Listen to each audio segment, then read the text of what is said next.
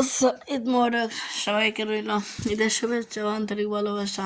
কিন্তু আজ ঘুমতে উঠতে তো অনেক লেট হয়ে গেল, তো রান্না শুরু করলাম। তো আসলে রান্নাগুলো সব শেয়ার করার মতন না, আমি তো এক হাতে রান্না করি, আবার ভিডিও করা সম্ভব না, সেজন্য আর রান্নার ভিডিওতে শেয়ার করতে পারি না আপনাদের সাথে।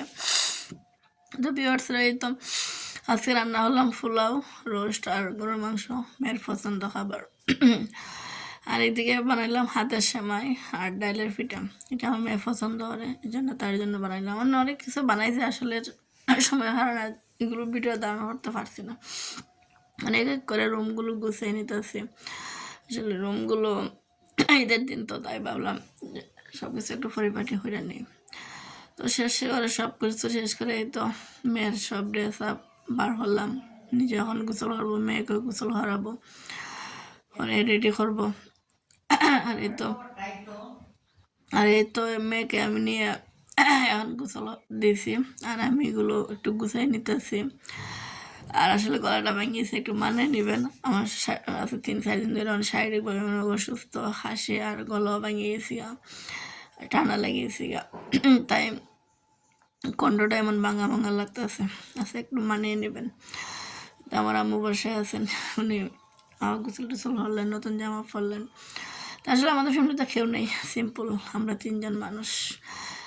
আর এই তো আমার মেয়ে রেডি হয়ে একটু চলে গেলাম, ওর ফ্রেন্ডের বাসা যাবে, তো তাই একটু আগে গেলাম, সামনে একটু এগিয়ে দিয়ে আসলাম ওর ফ্রেন্ডের কাছে।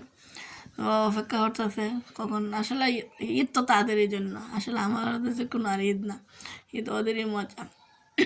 আর অনেকদিন তো আপনাদেরকে বাসাগুলো শেয়ার করি, কিন্তু বাসার বাইরটা শেয়ার করা হয় নাই, তো আজকে একটু ভাবলাম শেয়ার করে নিই। আর দেখেন তো আমার ফটোটা কেমন লাগতেছে। আসলে ওর আশিটাই আমার খুশি। এটা আমার বাসার বাহির সাইড, তো আমি বাইরে তো আমার বারোই নাই, যার কারণে ভিডিও করতে পারি নাই। তো আজকে বারোইলাম মেয়েকে একটু এগিয়ে দেওয়ার জন্য। ওই পাশেই ওর বান্ধবীর বাসা, ওরও বাসা করে নতুন আসছে এখানে, তো অনেক খুশি ওর বান্ধবীর সাথে একটু খেলাধুলা। আসলে ওদের তো ঈদ এটাই, আমাদের কি, আমাদের রান্না করা, ঘর গুছানো, এগুলি কাজ। তো ভালো লাগতেছে। ওর ফ্রেন্ডরা যে এখানে আছে, ওরা ঈদ এখানে করছে, ওর ফ্রেন্ডের বাসায় চলে যেতেছে। তো আমি একটু আগে দিয়ে আসলাম ওর ফ্রেন্ডের কাছে। তো লাস্ট ওর প্রিয় বান্ধবী চলে আসলো ওকে নেওয়ার জন্য, তোর কাছে দিয়ে ওর বাসায় চলে যাব। তো ওদের খুশিটা দেখে আমার ছোটোবেলা হতো মনে পড়লো, আমরা তো একদিন বান্ধবী ফেলে এমন খুশি হইতাম। তো আমার মেয়েটার খুশি দেখে আমার আসলে অনেক আনন্দ লাগছে। আমি আজকে অনেক কষ্ট পাইছিলাম যে আমার মেয়েটা একা কী করবে, কিন্তু ওর খুশিতে আমার খুশি। আমার ফ্রেন্ডের বাসায় চলে যেতেছে, আমি এগিয়ে দিয়ে আসলাম। আর সে এখন বৃষ্টি চলতেছে, তাই বাসায় চলে আসলাম। আর তো সারা কাপড়গুলো নিয়ে যাব, আর একটু বৃষ্টিগুলো আপনার মেঘলা আকাশটা শেয়ার করতেছে। আমাদের কেন মনে হয় অনেক বৃষ্টি হইব, আকাশ অনেক অন্ধকার, গুড়ি গুড়ি বৃষ্টিও পড়তেছে।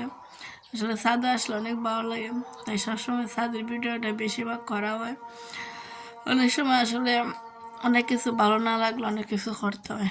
আর এই তো ছাদে চলে আসলাম, আর কাপড়গুলো নিয়ে যেতেছি। মনে হচ্ছে যে বৃষ্টি চলে আসবে কোন সময়, তো এগুলো শুকনো কাপড়ই, ভাবলাম যে ভিজে যাবে, তাই নিয়ে গেলাম।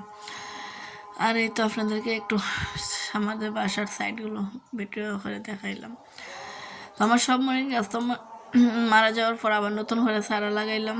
তো দেখা যাক এখন কী হয়, আসলে ধৈর্যের ফল। আর আমার প্রিয় ফল আম। এই তো, ভালো থাকবেন ভিউয়ার্স, আসসালামু আলাইকুম।